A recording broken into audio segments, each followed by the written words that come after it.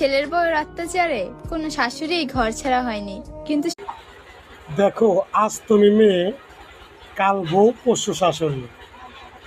ওগুলো তো তোমরাই জানবা।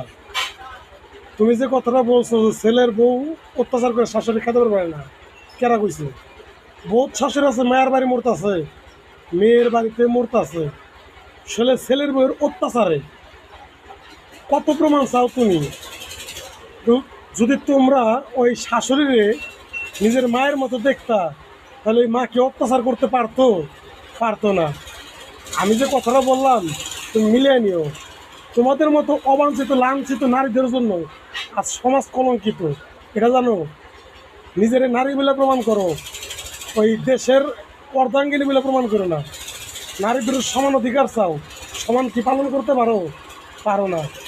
আসলে তোমার সারা খাইজ মারার মতো লোক পৃথিবীর বুকে কেউ না।